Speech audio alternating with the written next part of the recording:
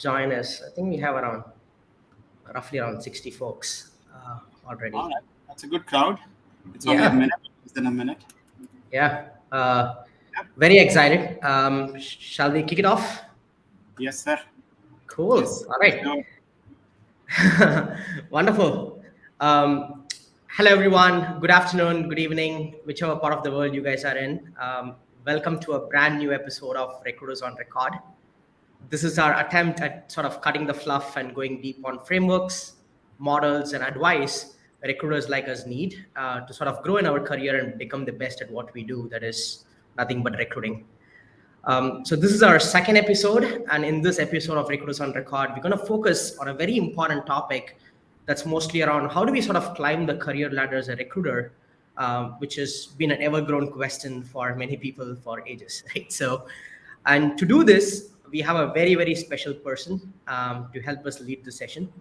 I'm very excited and super thrilled to have my friend, an ex-manager, as well as most importantly, a recruiting OG who I truly respect, which is none other than Pradeep Desu, or PD, as he likes to be called. So, PD, thank you so much for taking a time out. I really appreciate it, and welcome to Recruiters on Record.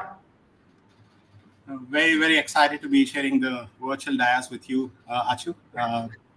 You're one of the personal favorites for me and one of the best recruiters I have worked with in my career. So I'm also saying this so that you don't ask me very difficult. So jokes apart, I'm very, very excited about this conversation. Uh, Awesome.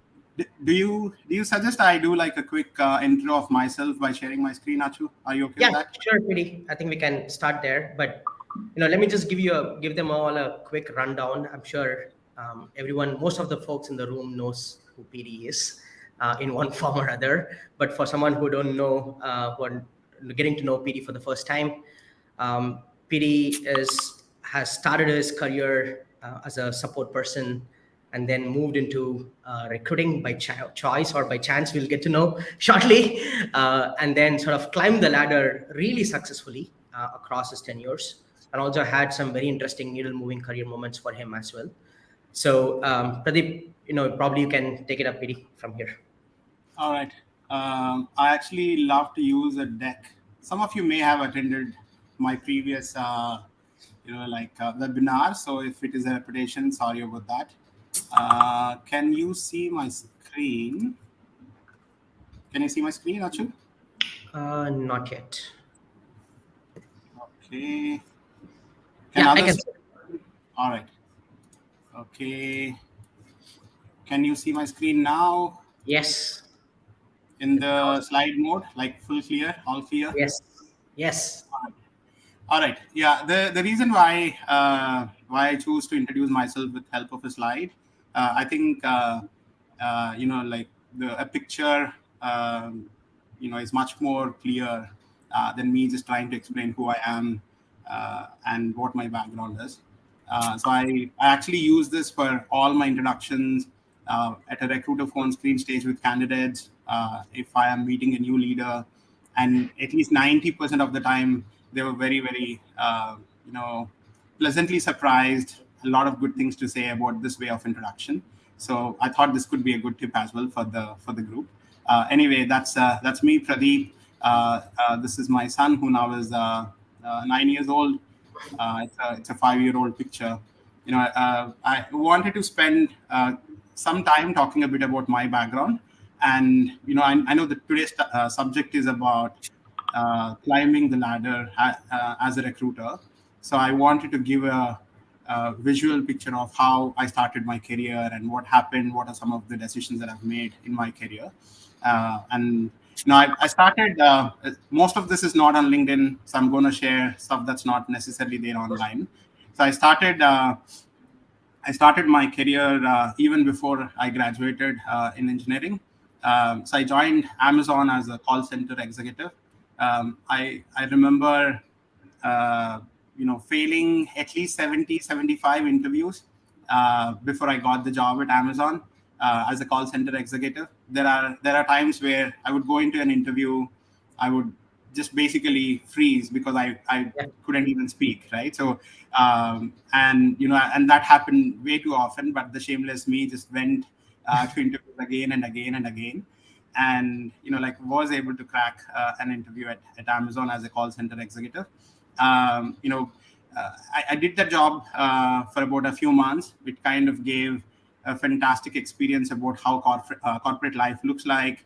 How to speak English, how to behave with colleagues, like what are the work etiquette, like a lot of stuff that I did not have access to before. From there, I joined a company called Qualcomm. I think the reason why I chose talent acquisition was, this was something that I was doing in my engineering as a part-time job, where I was trying to place teachers in schools and colleges. Interesting. I was a recruiter, and it was kind of a startup, if I can call it. I mean, Interesting. nowadays everything is a startup, right? So it was an agency. It was an agency to place teachers in schools and colleges, and I found the job to be very, very meaningful. You're providing careers to people, and Yep. because of that background, I joined Qualcomm. A lot of my learning experience was at Qualcomm in the initial 4 days, starting from mass hiring to campus hiring to sourcing to like market intelligence work and a bunch of Yep. things. I've done it all. From there, I moved to Facebook, and actually want to share an interesting story here, right? So all my career, I've actually taken risks, which actually paid off really well. And the reason why I say Facebook was a risk is I was a full-time recruiter at Qualcomm and took on a contract role at Facebook with a massive pay cut. Mm-hmm. And I was just like recently married, so obviously the expenses go up, and your family needs stability. But I said, like, I think this is the right thing for my career. I took the pay cut, I took the contract job, and got permanent role within a few months. I was one of their first tech recruiters in APAC as a region. Did some very, very interesting work, and from there I moved on to this company called Pocket Gems, which is it's a gaming organization. It's a very, very interesting role Yep. because I was based in India. My entire team was based in the US. I used to Mm-hmm. work 3 months here and 3 months in the US. But more importantly, this experience also kind of gave me a lot of exposure on international markets. So my job was to hire people from anywhere in the world, software engineers Mm-hmm. from anywhere in the world, and send them to the US. Mm-hmm. So that was a very, very interesting job. I shared this in a few other sessions also before. Yep. Now there are times where I used to close my eyes, take the world map, put my finger, and say, okay, fine, let's just go to this country, hire people from there, and send them to the US. It was a fun job, but then again, this is also a contract job because they did not Yeah. have operations in India. It's again a risk. I personally think it did pay off really well, and from there I moved on to Uber. And again, Uber was a contract job because they just started the operations in India at that point in Mm-hmm. time. And spent 5 years, was a fantastic roller coaster ride. I joined as an IC. By the time I left, I had a 100-member team across different parts of APAC. Learned a lot of lessons as a manager, as a lead, as a recruiting leader for a region. Yep. Was a fantastic journey, and I think all of these really, really helped me to kind of move to a company like Gojek and take on a global recruiting role. And Mm-hmm. I've been here for the last 3.5 years. Besides my role as a head of talent acquisition, I also manage the India office. It's kind of a site lead from an operation standpoint for a tech center that's in India. So it's a dual role, talent acquisition and business. Very, very interesting, and it's going pretty good so far. That's a bit about myself. Amazing. Let me stop sharing. Yeah. PD, thank you so much for walking us through. That's, a couple of learnings for me has from this deck was mostly around taking risk, is is a good thing, especially at a very early stage, also in the late stage as well, of your career. And also, one of the interesting things which really stood out, PD, in terms of your decisions, right? Like, how do you decide, spot, and crack your next stints? Like the companies which you chose, of course, it had risk, but there was also some thought process behind taking those bets, right? Right. Can you sort of help us understand, what's your framework in terms of how you look at switching jobs? Like, what made you to take the plunge and join, these great organizations? Yeah, I think there are several layers to that question. I'll try to answer. I'll try to answer them. But again, like if I did not touch something, then please let me know, Achu. Sure. Yeah. So a few things, right? So at different times in one's career, there are different things that become a priority. Mm-hmm. So there are times, especially when you are early in your career, fast growth, like exciting challenges in the job becomes like a big priority that takes the front seat over anything else. Like Mm-hmm. that's why, as I said, Facebook was a fantastic brand. I had to take a massive pay cut and go on a contract role, but the brand was Mm-hmm. good. They were doing amazing work. I wanted to be associated with something like Facebook at that point in time, and everything else did not matter. But there are Yep. also times in your career where compensation matters, Yep. right? There are times in your career where work-life balance matters. Mm-hmm. There is also one time in my career there was a medical emergency at home.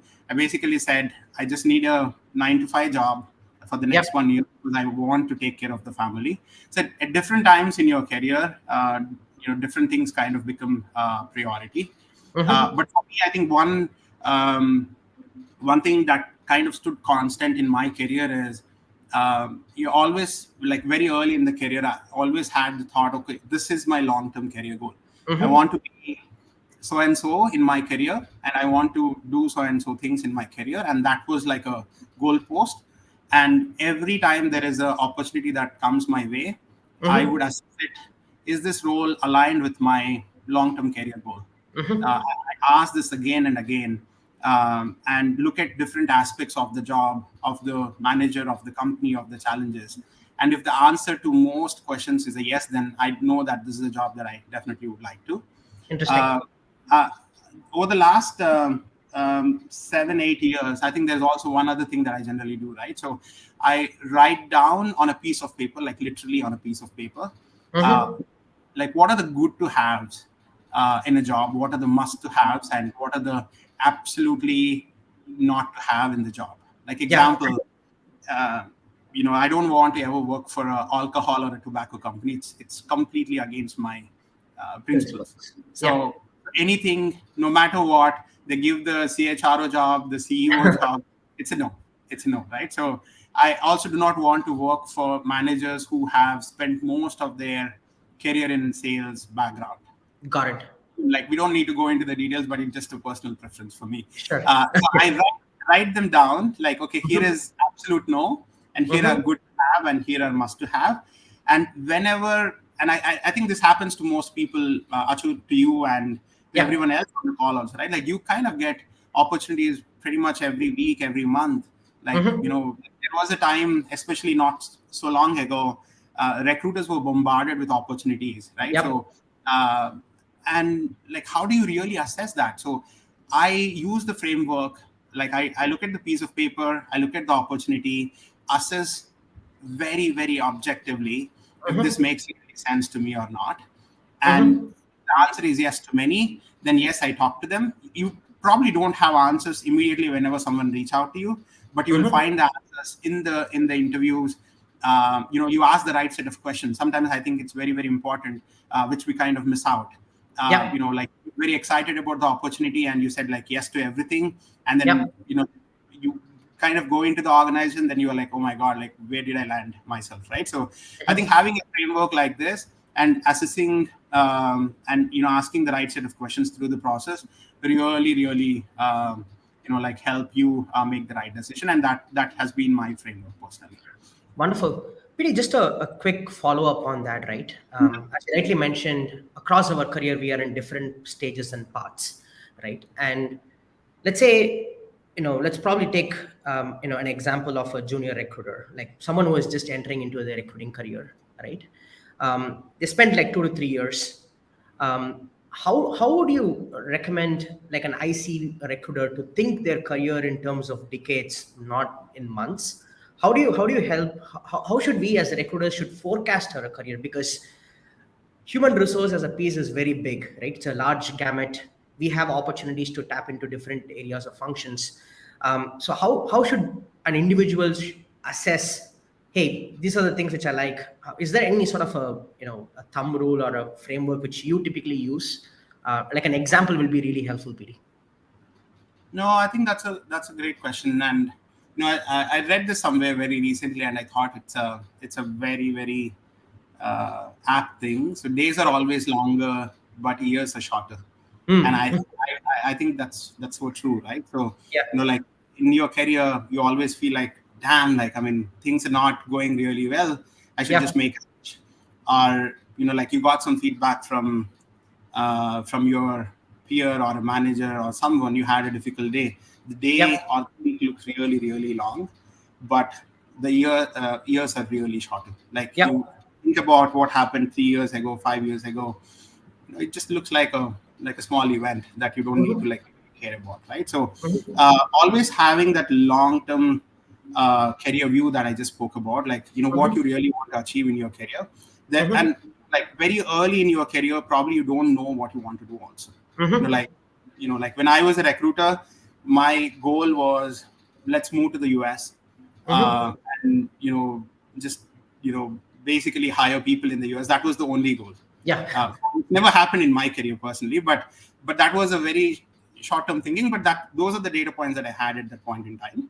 And Yeah. like when I look at the companies that I worked for in the early stages, also my goal was also to move. So I always picked companies which actually had presence there, which would Hmm. encourage me to go and work in a foreign location. Hmm. Uh, and like as you grow, like as you get to the mid stage of your career, like you will Yeah. also have more clarity. There are people who would generally say, I want to be a CHRO, I want talent acquisition to be a stepping stone Yeah. to become the CHRO. uh, Yeah. I think that's fantastic. And like for those set of people, I would say gain experience, get the breadth of the people experience, not just the recruiting side, but also the HRBP, the comp and ben. Do like 6 months to 1 year stints. Most companies these days encourage those kind of stints, especially if you are in the recruiting space. And Yep. if you are in the startup space, actually sometimes the recruiter does pretty much all of it. Like the Yep. company don't have an HR person, so look at that as an opportunity for you to like nurture your skills, gain that experience that would help you in the long term goal. So Hmm. back again, I would say having a long term view always helped me. Got it. um, yeah. Got it. I don't know if Understood. I answered the question completely, actually. No, I think that is great. I sort of have another two more questions which branched out with this answer, right? First and foremost, you basically touched a little bit around, hey, how are we as recruiters adding value in our current role, right? Hmm. So, one of the challenges today as recruiters is when you look at our performance or how a KPI is measured for a recruiter, it's mostly based on, hey, number of roles I'm closing as a recruiter on a quarterly basis, on a monthly basis, or a yearly basis. If I'm as a, if I'm sort of a sourcer, I'm more measured on, okay, how many candidates I'm adding to the pipeline and how many RPS I'm getting, right? So how do I, as an individual inside a company, especially in the recruiting organization, make my work more visible? PD, like what's your thoughts? Like, how do I, no, because as you know, as a recruiter, we do a bunch of things to, to get to a close, right? And Yeah. how do we as a recruiter should project our value to our organization or other stakeholders? I think that's my first question, and of course we do have a follow-up based on your All of answer. that, sure. Actually, that's a very, very interesting question. Um, but if I actually take a step back and look at that question, actually, there are several aspects to it. But in an indirect way, you are also asking me, how do recruiters earn the respect? Uh, Mm-hmm. like, how do recruiters Right. have at the table? I think deep inside that question, I think somewhere you're also asking that. Yeah. And I could also relate to why you're asking that, right? Like it often happens that recruiters feel like, I spoke to members on my team currently at Gojek or Mm-hmm. before it, like very often they feel like, hey, I'm just told to do things and Mm-hmm. I'm not consulted. So like I get a mail saying hire 10 software engineers. Yeah. I don't have context to what is happening, why I have to do it.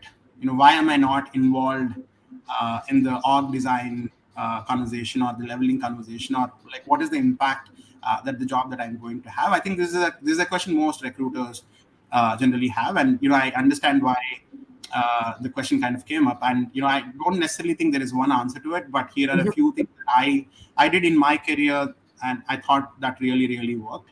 Mm-hmm. Um, Starting from very early in my career, I always used to look at every search and treat every search as an executive search. Mm-hmm. Like you get a software engineer requisition, you know the basic thing that the first thing that most people would do is, okay, here are the skill set that we need, here is Mm-hmm. the experience, here is the location, let's go to Naukri, let's go to LinkedIn, let's shortlist people, Mm-hmm. reach out, have a standard template. You know the drill. I mean, Yeah. that's what people do. But I would suggest, don't be a run in the mill kind of a recruiter. Mm-hmm. uh, Approach any hiring, no matter how small it is, how big it is. Approach any hiring with data and provide necessary context to your stakeholders. And I think this is a very valuable thing Mm-hmm. that gain you respect and that would gain you a seat at the table when discussion Mm-hmm. happens. What I mean by this, right? I mean, a few things that I can talk about. You know, check for the availability of talent in the market for that particular search. Mm-hmm. Understand who the target companies are. Try to understand what the market size is for that particular requisition or research, Mm-hmm. and try to see if you can come up with a talent availability funnel report that you can share with the hiring manager. Day Mm-hmm. one, you get a requisition. By day two, if the hiring manager has like a report which talks about, here is the market size, here is what we are looking at, here are companies that we should target, and here is the like the talent pool size. Yeah. Hiring managers would basically have a lot of respect for the work that you do, rather Yeah. than just jumping into like downloading profiles from Naukri or a LinkedIn and just starting reaching out to them. Got it. So And sorry, yeah. it's mostly you're saying that, hey, try to be as consultative and as possible, as well as come with business context rather than just closing the role. Yeah, even if it is the most junior position, right? So I Mhm. treat like you're working with the CEO of the company, and Mhm. treat it like a executive search, and try to provide as much information and insight to the hiring manager. That really helps a lot. Got it. No, and this there are two more aspects, so I'll try to cover one. The second one is, for most recruiters, visibility of hiring stops with their weekly update mailer. Here is a Mm. search. Here are the number of people I reached out to. Here is how many responded. Mhm. Very basic.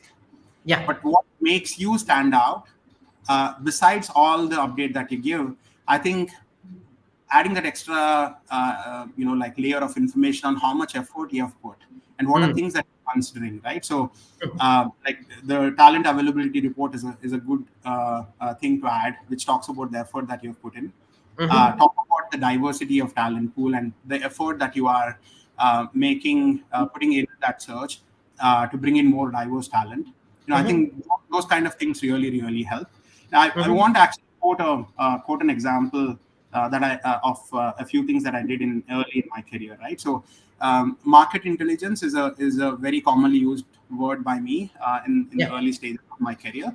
So there are several instances where like I'm working for a company, there is hiring that's happening in the region, but Mhm. I always used to look at what happens in other regions in the same company. Like example, in the US, the company is hiring for a database administrator, let's say, Mhm. and they're struggling to hire a database administrator because there is not much of talent available.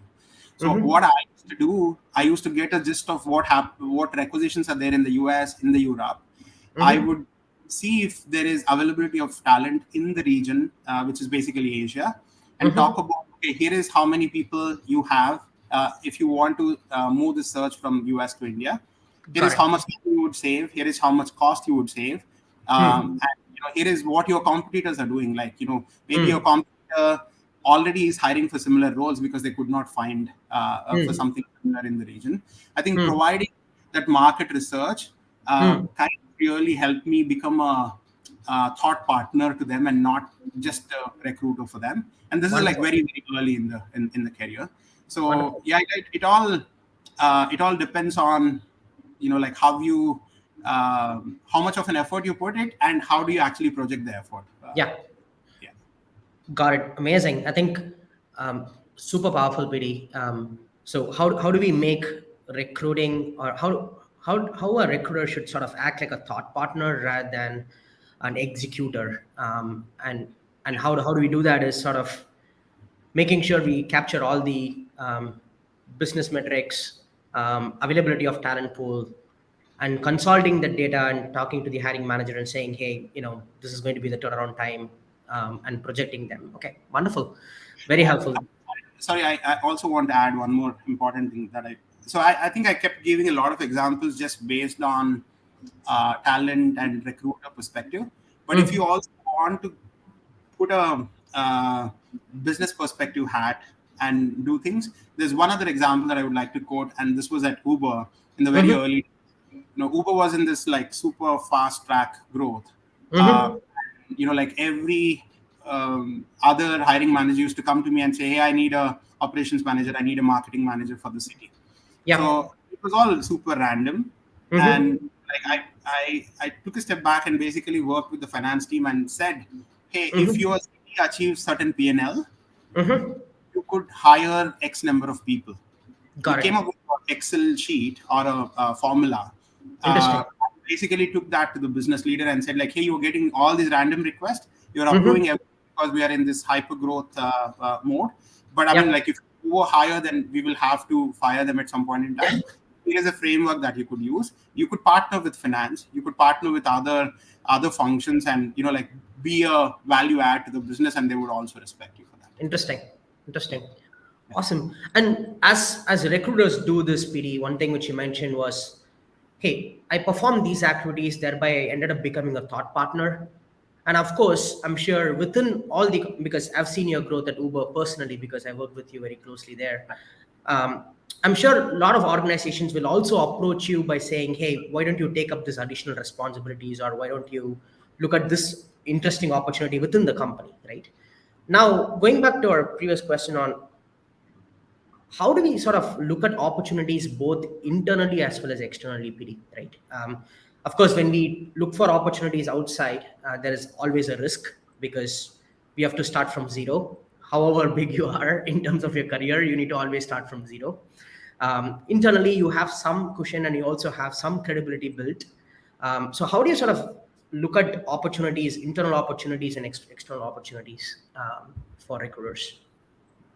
No, I think that's a good question. I was not prepared to say this, but I'm thinking I should share this, right? So the way I I think about my career, and if I actually, like look at all the moves, right? So Yeah. one thing I always believed in is, if you want a bigger role, Mm. uh, try to move to a startup Mm. where the availability of resources is less, the Mm. availability of funds is less. Obviously, smaller people with lesser experience also get to do like bigger roles, and Yeah. use that experience, use that like the learning that you gain in that to do similar or maybe bigger jobs in an established organization. But the way Mhm. how established organization, like let's say at Gojek right now or at Uber, when the Sure. company was big, when I'm hiring, I want someone who have done the job before. So Yeah. I'm not going to hire someone and experiment with them. So Yeah. the appetite to experiment for bigger companies is lesser. So Mm. I mean, like the way how I looked at it is join a startup, gain the experience, and like Yes. move to a bigger company. and and from there again go to another startup with a get a bigger experience, right? So I think that formula kind of worked well. I'm not saying that's the same formula everyone has to use it, but I mean it's kind of a fast track growth. It gave me a fast track growth Yeah. per se. Two, I think if I double down on what I shared, right? So internal opportunities are actually a fantastic way for recruiters to gain the breadth, because uh, they're ready to take a bet on you Hmm. compared to external organization, right? So Hmm. like example, your career goal is to become a chro, you're a recruiter now, and you don't have a comp and ben experience. Mm-hmm. So there is an opportunity in comp and ben team. Mm-hmm. You work with them very closely as recruiters, you know that, right? Yeah. And like the acceptability of the cnb team to take you onto their team is much more higher. Mm-hmm. Whereas if you have to do a CNB job outside, there is no way anyone would hire you because you don't have that experience. So Sure. internal like moves really help you gain the breadth, and Mm-hmm. external, as I said, will help you climb the ladder pretty Mm-hmm. fast. So that's Mm-hmm. how I would say, and you should make use of both internal and external for you to like reach your goal faster. Awesome. Wonderful. Yeah, I can totally resonate. I still remember the advice when you gave me when I was moving from India to Amsterdam from Uber internally. So Right. very exciting. Awesome. Probably I can pick a couple of questions from the audience, maybe. So, as a recruiter, this is from Raj Singh, who's the co-founder of Get HR. He has asked this question on, hey, as a recruiter, what are the key learnings or qualities we should acquire to become the best recruiter or not an average recruiter? Um, how do you sort of justify a best and average recruiter, PD? Like, what are the traits you look for? I mean, everyone is a good recruiter. What does it make a recruiter to stand out really well? Yeah, I think that differs from like the place to place, company to company, and context to context. But I mean, like for more established organizations, right? So there are certain metrics that I personally look at on a day-to-day basis or a week-on-week basis, right? So one, from an effort standpoint, um like is the recruiter putting efforts in the right direction? Mm, Like, did you have a good intake with the hiring manager? Did you mm, understand the requisition really well? And if you mm. do, then you will be able to filter out 95% of non-suitable candidates in the recruiter stage itself, and you present, let's say, 2 or 3 candidates to the hiring team, and one of them would turn out to be a hire. In fact, there Mhm, is one recruiter on my team at Gojek right now who would mhm. basically like just 2 resumes will be shared with the hiring team, Okay. not a numbers person, Yeah. and one person will always get hired. So Awesome. it speaks volumes about the work that the person has done. An average recruiter, what they would do is you have 100 resumes, they put 50 of them, 40 of them in the process without having respect for the interviewer bandwidth, the Yeah. time of the interviewing. Yeah. And what it also does is actually it reduces the bar of the hiring.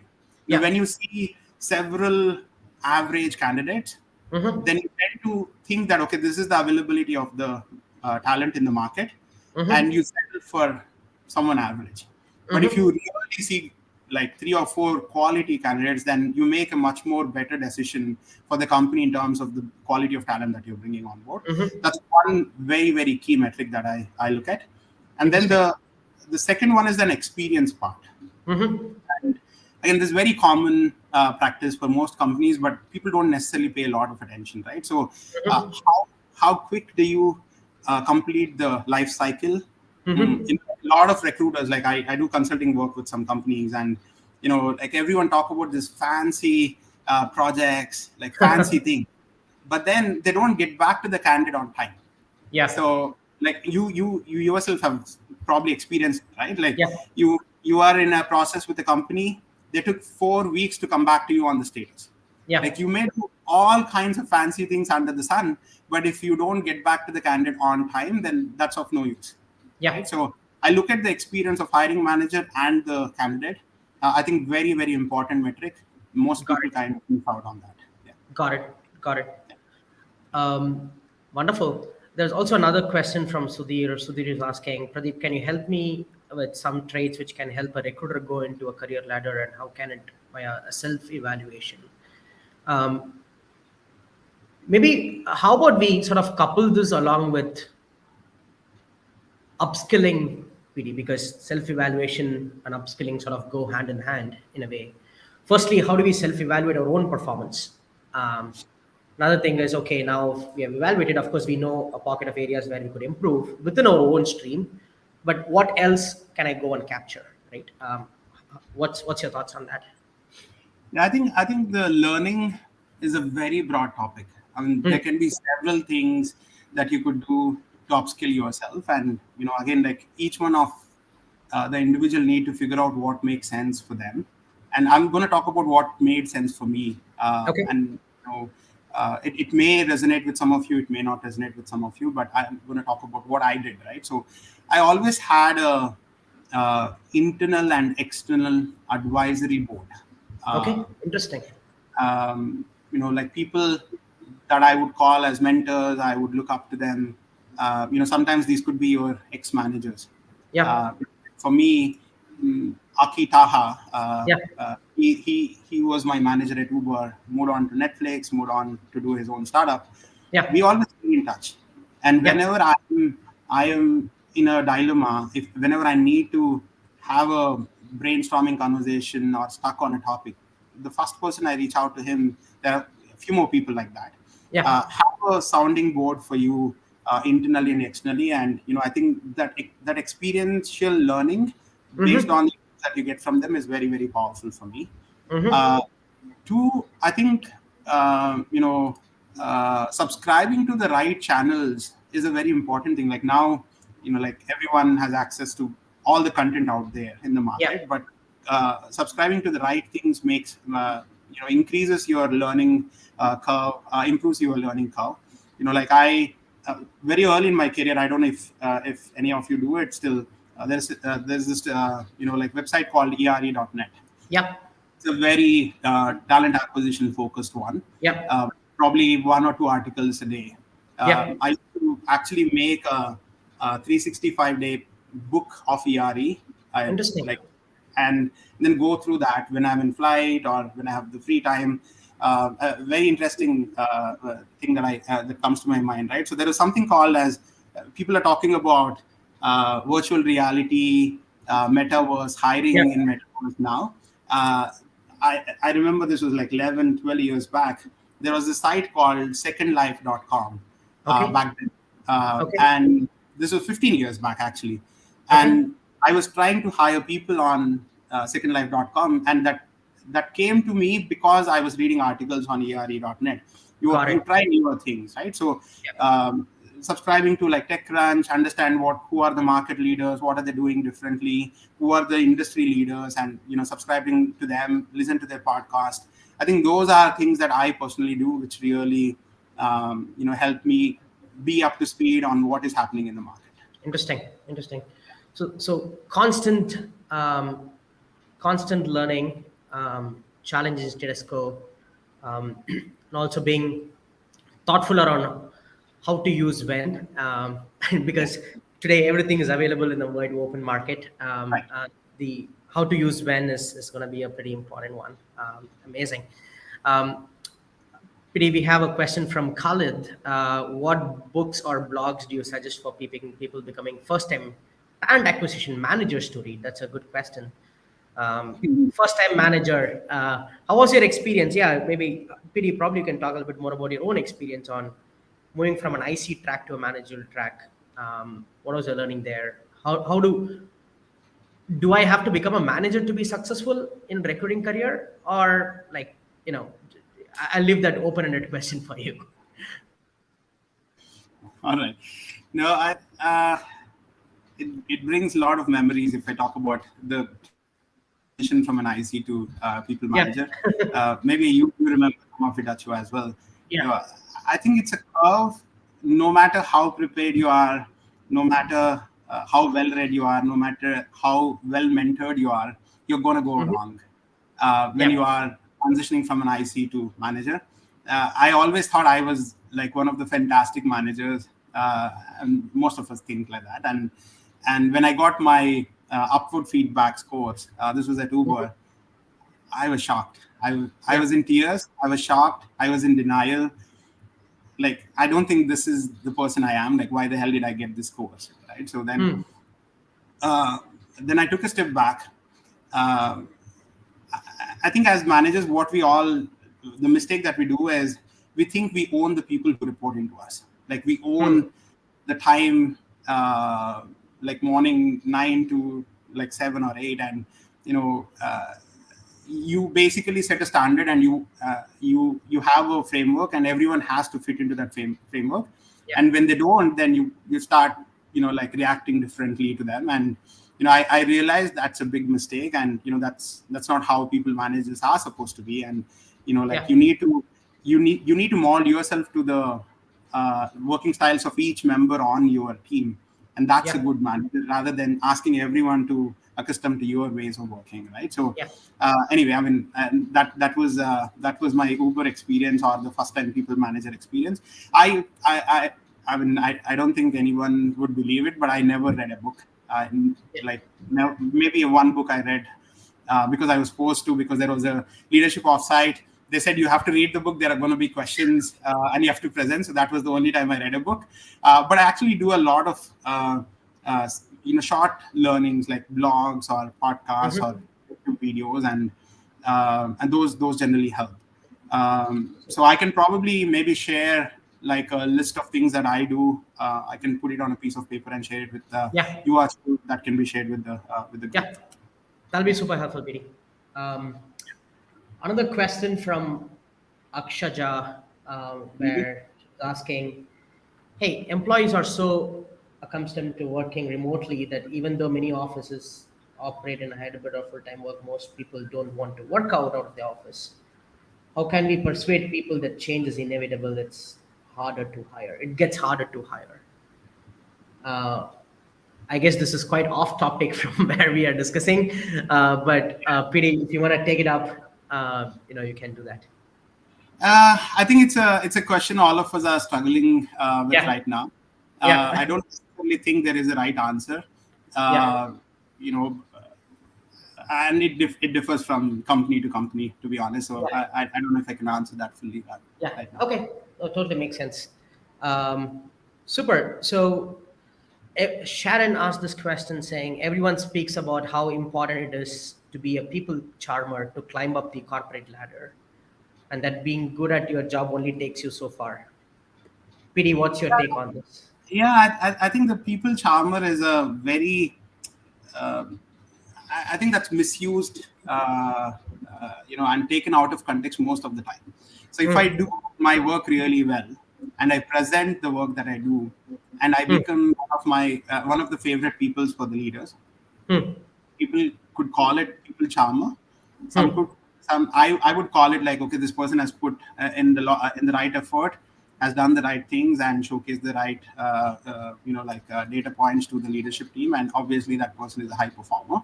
So you can Hmm. you can you can name them whatever you want, but you know maybe if you're talking about just being nice to people and a people charmer, that would not take you Yeah. where you really want to. It probably may help you in the initial stages.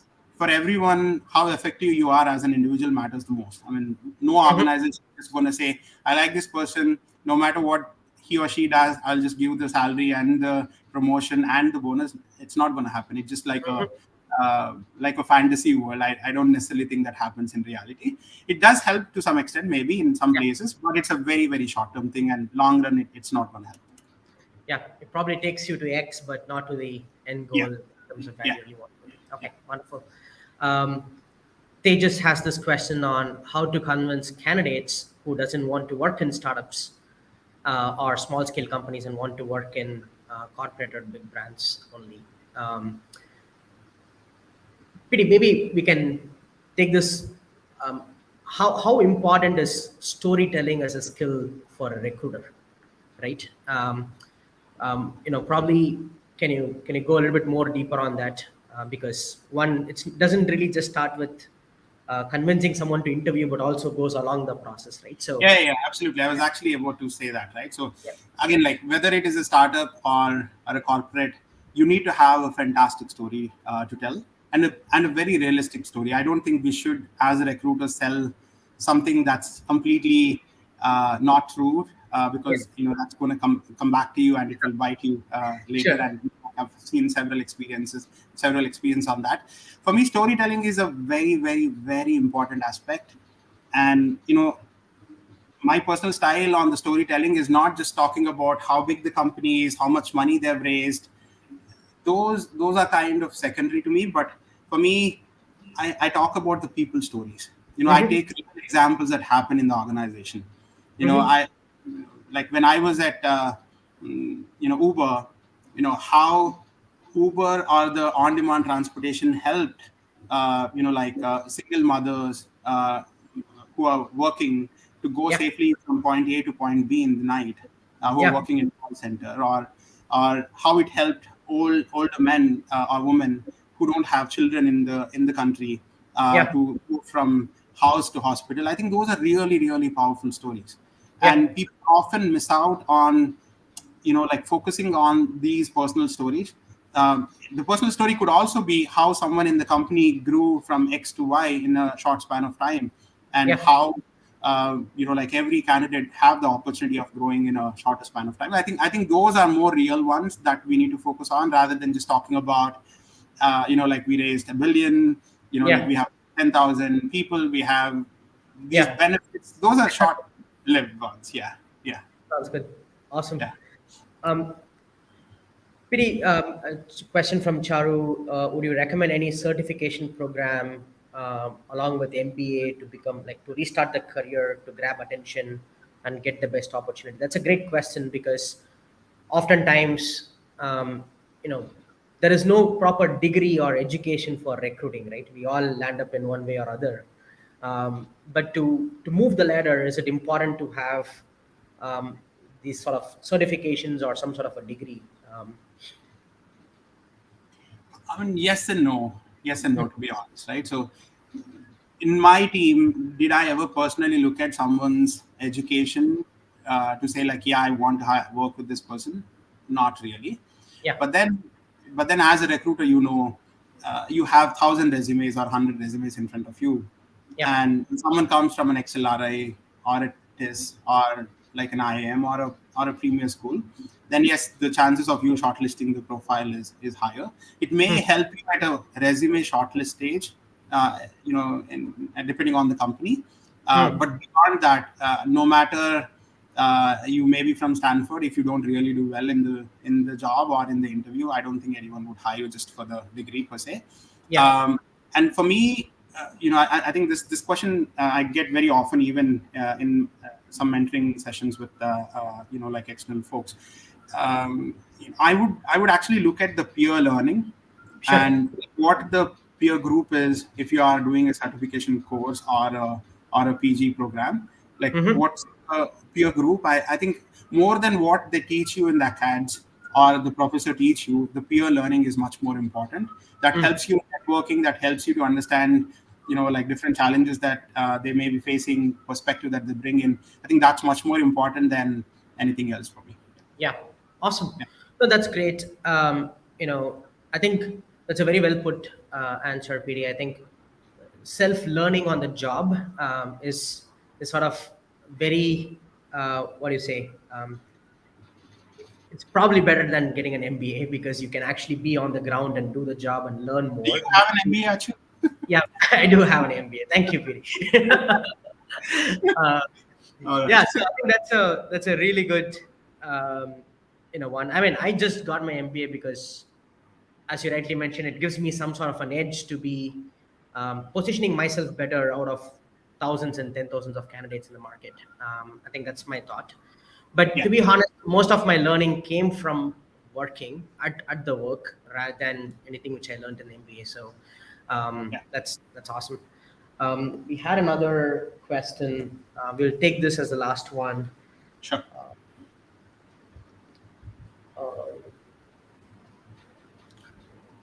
famous saying you pay peanuts, you get monkeys. Most service companies have challenge of low billings for projects to attract right talent, as pay versus talent is proportional to great extent.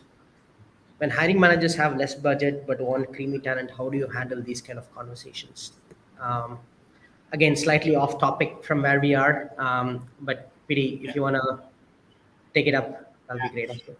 The only thing I say is always tackle those situations with data. Data is the most powerful thing to have conversation.